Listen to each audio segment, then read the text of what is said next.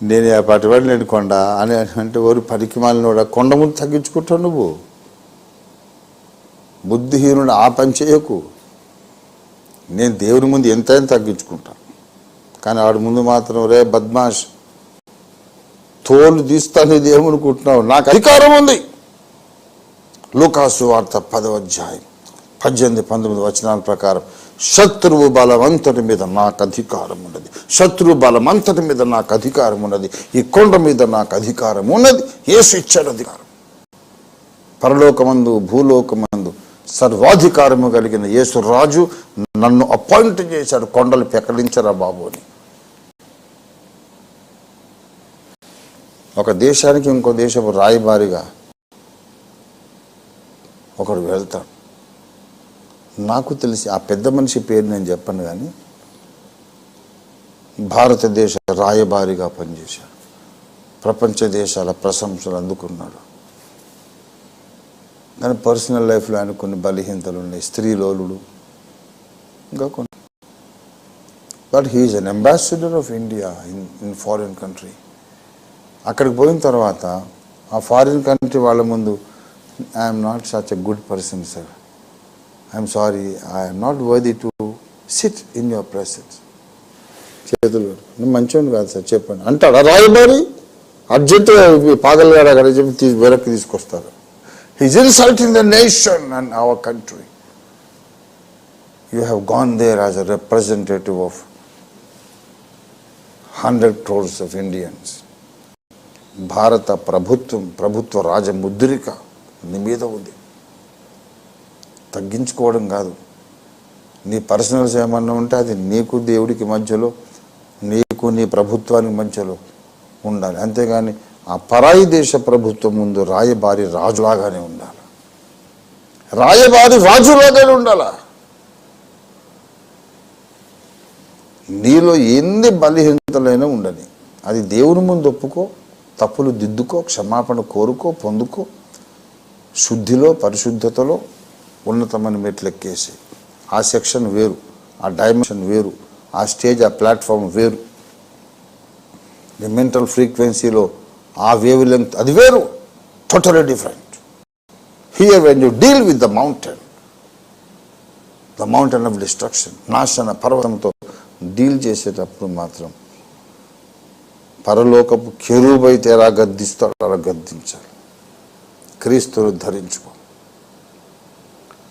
మనందరం ఒకటి అవుదాం, అందరం ఒకటై ఈ నాశన కొండను ఆజ్ఞాపిద్దాం, నీవు ఎత్తబడి సముద్రంలో పడవేయబడు అని.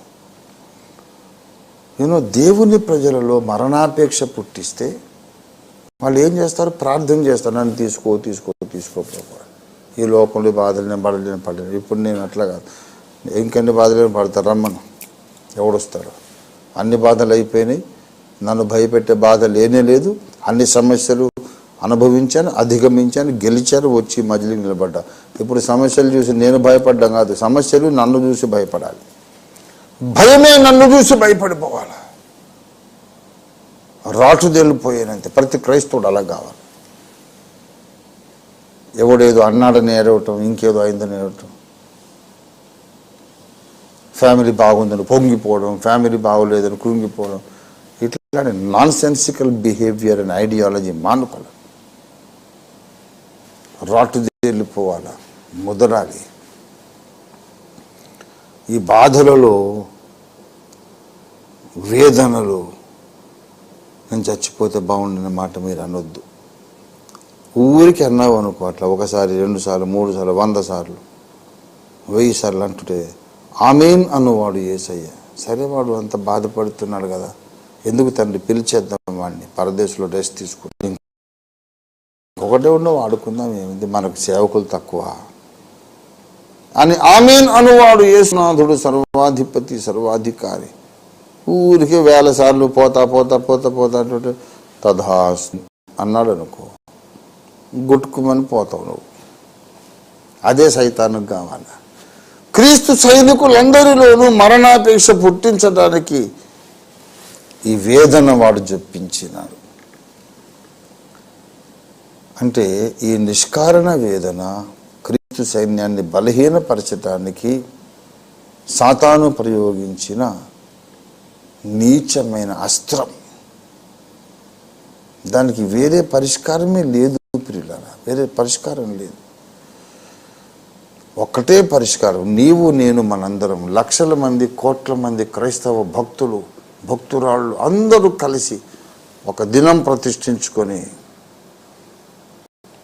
అవకాశం ఉంటే ఇప్పుడే అందరం ప్రతిష్ఠించుకొని మన తలంపులన్నీ క్రోడీకరించి ఒక దగ్గరికి కూడగట్టుకొని మన మెంటల్ ఫ్రీక్వెన్సీ మొత్తం ఫోకస్ చేసి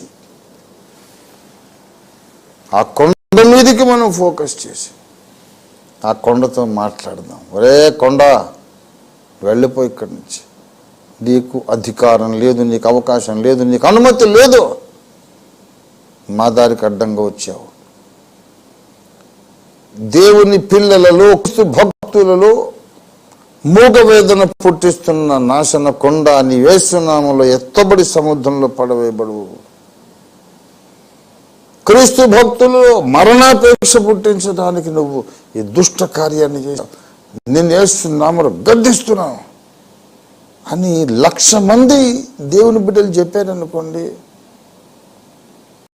భూ నభోంతరాళాలు దద్దరిల్లిపోతాయి, పర్వతములు తత్తరిల్లిపోతాయి.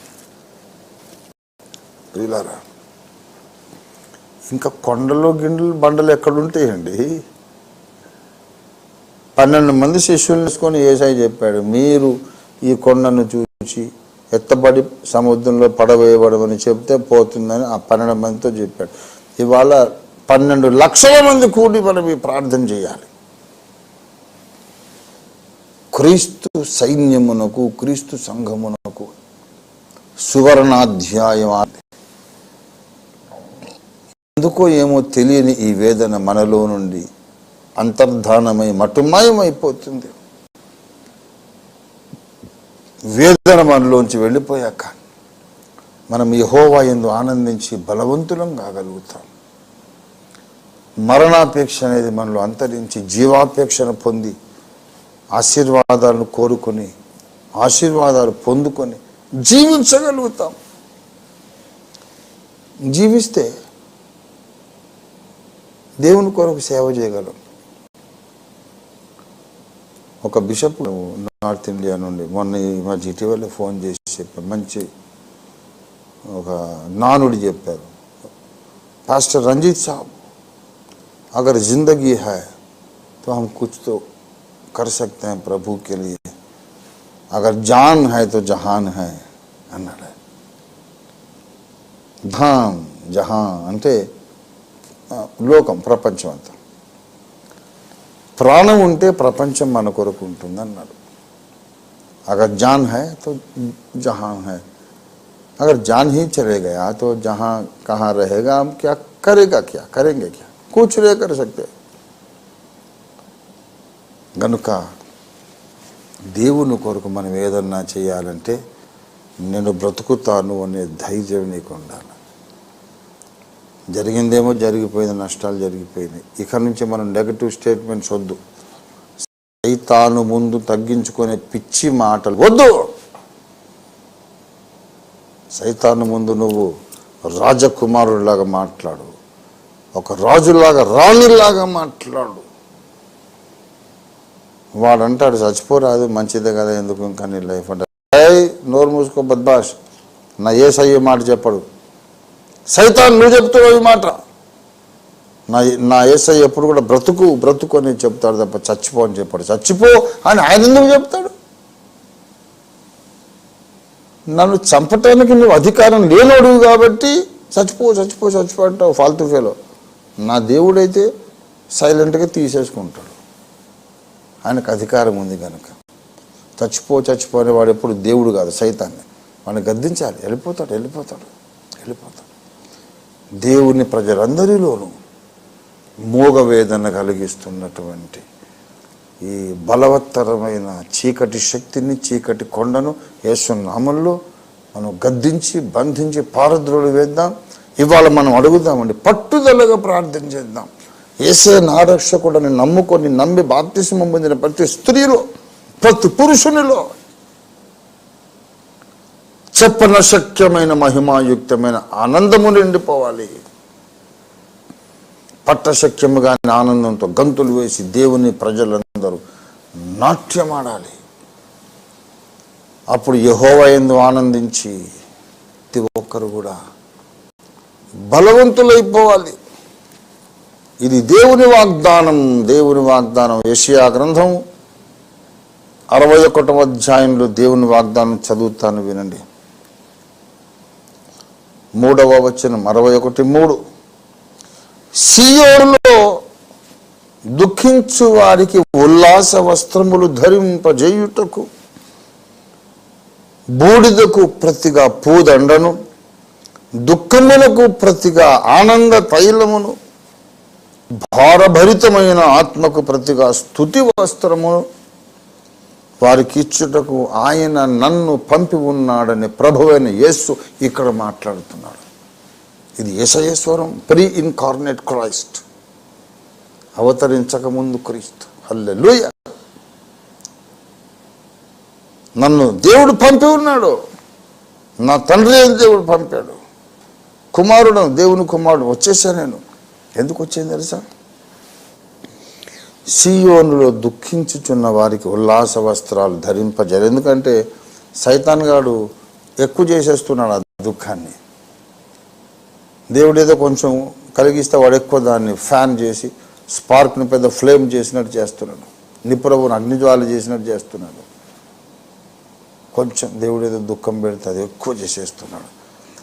దుఃఖాక్రాంతులందరినీ ఓదార్చుటకు 2 చివరన 61వ అధ్యాయం 2వ వచనం చివరన, దుఃఖాక్రాంతులందరినీ ఓదార్చుటకును, సియోనులో దుఃఖించే వారికి ఉల్లాస వస్త్రములు కలుగజేయుటకు, ధరింపజేయుటకు, బూడిదకు ప్రతిగా పూదండను, దుఃఖానికి ప్రతిగా ఆనంద తైలమును, భారభరితమైన ఆత్మకు ప్రతిగా స్తుతి వస్త్రమును వారికి ఇచ్చుటకు యెహోవా నన్ను పంపి ఉన్నాడు. Heart is heavy.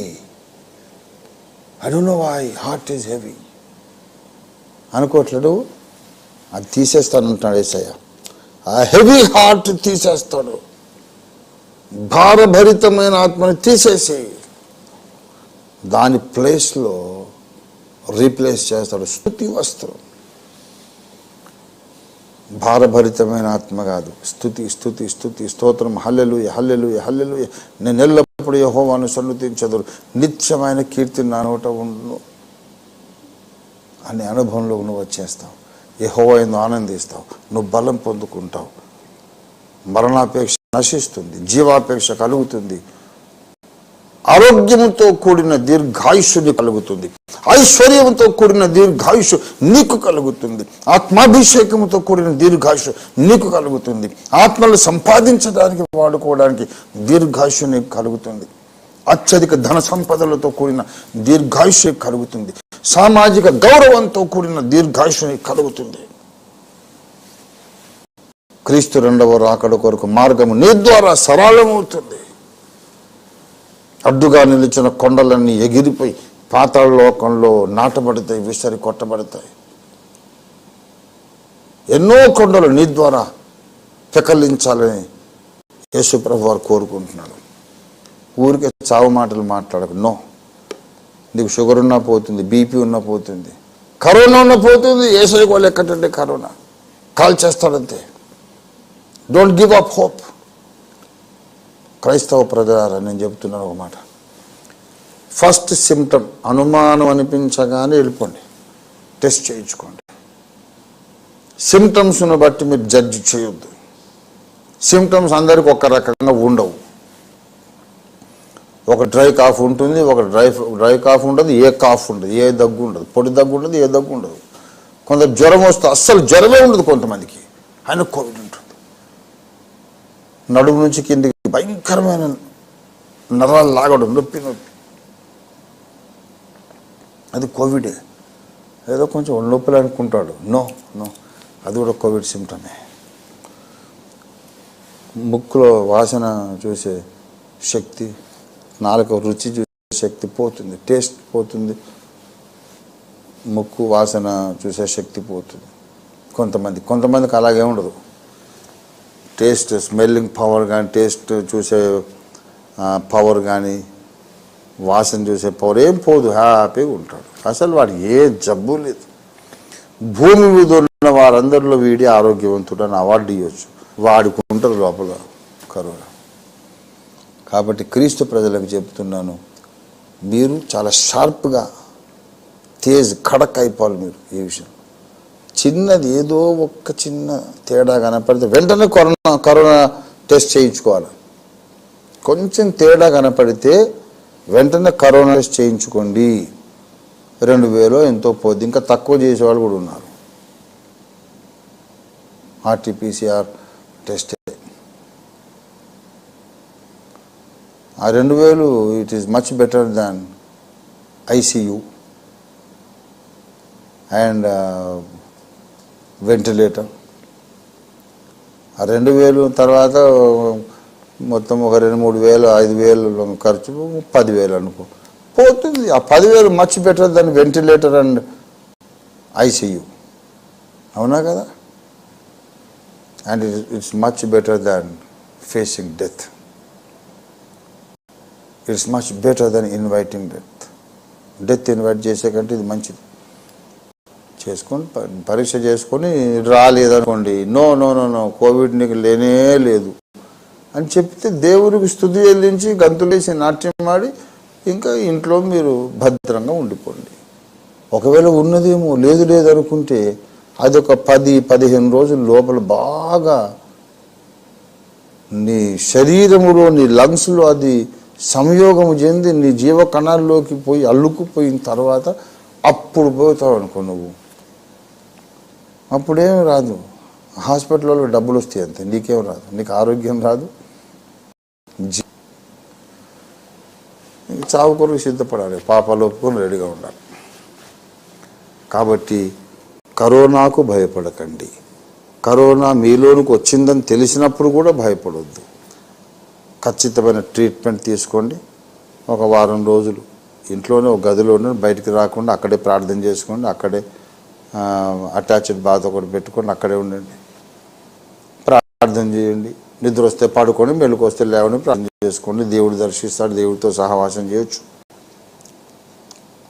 ఒక టీవీ ఉండొచ్చు, ఒక ఇంటర్నెట్, ఒక పీసీను, ఒక ల్యాప్టాప్ ఉండొచ్చు.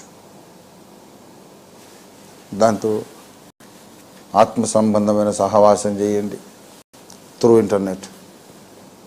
ఏదో రకంగా ఆ స్వల్ప సమయం మీరు కొంచెం జాగ్రత్త పడితే జలుబు కన్నా అవలీలగా తీసేయచ్చు కరోనా. కరోనా వస్తే డెత్ ఈజ్ సర్టన్ అన్నది లేదండి. కరోనా వస్తే మరణం తథ్యము అన్నది లేదు. కరోనా వచ్చింది అంటే నువ్వు చచ్చిపోతావని కాదు, నువ్వు ట్రీట్మెంట్ తీసుకోవాలని అర్థం అంతే. బ్రతుకుతావు, దేవుడి కొరకు బ్రతకండి. చావు మాటలు మాట్లాడకండి, చావు తలంపులు తలంచకండి. వేదన ఎక్కువైపోయింది దేవుడు తీసుకుపోతే బాగుండు అనకండి. దావీదు అన్నాడు, ఏలియా అన్నాడు, వాళ్ళకి ఈ ప్రసంగం చేసేవాడు అప్పుడు లేడు, మరి మీకున్నాడు, మీకు దేవుడు మాట్లాడుతున్నాడు కనుక మీరు ఆ పని చేయకండి. Don't invite death, tell the Angel of death to go away. ఎందుకు వచ్చావు ఇప్పుడే? నా దేవుని పని చేయాలి ఈ భూమి మీద. పరదేశికి వెళ్ళి ఏం చేస్తామండి? అక్కడ ఎవరికి సువార్త చెప్తావు? పౌలుకా, మార్టిన్ లూథర్కా? ఎవరు చెప్తావు? భగత్ గారికా? ఎవరు చెప్తావు సువార్త? జాన్సన్ చెప్తే వింటాడు ఆయన? నవ్వుతాడు. సరే సరే బాబు, ఏదో కొత్త బిచ్చగాడు పొద్దురగడు అన్నట్టు ఉన్నది నీ సంగతి, కూర్చో విశ్రాంతి తీసుకో, చాలా కష్టపడి వచ్చావు అంటారు. ఎవరు వీళ్ళు? పరదేశంలో పని లేదు, భూమి మీద మనకు విశ్రాంతి ఉండకూడదు. దేవుని స్తోత్రం కలిగిన కాక. పరదేశంలో చేయటానికి పని లేదు, విశ్రాంతి తప్ప. పరదేశంలో విశ్రాంతి తప్ప పని లేదు. భూమి మీద భక్తునికి పని తప్ప విశ్రాంతి లేదు. పరదేశంలో విశ్రాంతే మన పని, దేవుని పని చేయటమే మన విశ్రాంతి. అంతే. అంత షార్ప్గా ఉండాలి. పదునైన గండ్రగొడ్డలిలాగా నువ్వు ఉండాలి. మొద్దుబారిపోయిన గండ్రగొడ్డలిలాగా ఉండదు. ఒక గండ్రగొడ్డలి అని రాయమంటే వాడు గుండ్ర గొడ్డలు అని రాశాడు. గొడ్డలు గుండ్రగా ఉంటేలా రా బాబు, ఏం కట్ అవుతుంది, షార్ప్గా ఉండాలి. నువ్వు గండ్ర గొడ్డలిలాగా ఉండాలి, గుండ్ర గొడ్డలుగా ఉండదు, షార్ప్గా ఉండాలి. నేను 40 ఏళ్ళ కిందట ఇలాగే ఉన్నాను, ఇప్పుడు ఎలాగ ఉంటాను. దేవుడు నాకు ఆయుష్కాలం ఇస్తే ఇంకొక 40 ఏళ్ళు 50 ఏళ్ళు ఇట్టగా ఉంటాను. ఏక్ మార్దోటు కూడా, ఎక్కువ మాటలు లేవు. బాతే కమ్ జాదా కన్నా. దేవుని కొరకు ధైర్యం, నిరీక్షణ స్వతంత్రించుకోండి. మీలోని మూగ వేదనకు పరిష్కారం మీరు చావు కొరకు ప్రార్థన చేయటం కాదు, కొండగాన్ని గద్దించడమే పరిష్కారం. వాడిని గద్దించని వెళ్ళగొట్టేసాను, వాడు వెళ్ళిపోతాడు. మీ మనసు నుంచి వేదన కూడా వెళ్ళిపోతుంది, జీవాపేక్ష కలుగుతుంది. ఆరోగ్యముతో అభిషేకంతో కూడిన దీర్ఘాయుషు నీ సొంతం అయిపోతుంది. అసలు అందుకే నేను వచ్చాను అంటున్నాడు ఇక్కడ 61వ అధ్యాయం విషయాలు. యేసయ్య భారభరితమైన ఆత్మకు ప్రతిగా, అదేంటో మనకందరికీ తెలుసు. నేను అనుభవించాను, మీరు అనుభవించారు. భారభరితమైన ఆత్మ మీరు అనుభవించారు, దాన్ని తీసేసి ఉల్లాస వస్త్రం ఇస్తారని యేసయ్య అంటున్నాడు. మనం స్వతంత్రించుకుందాం. యేసు ప్రభు వారిని మనం ఆహ్వానిద్దాం. ప్రభు దిగిరా నాయనా,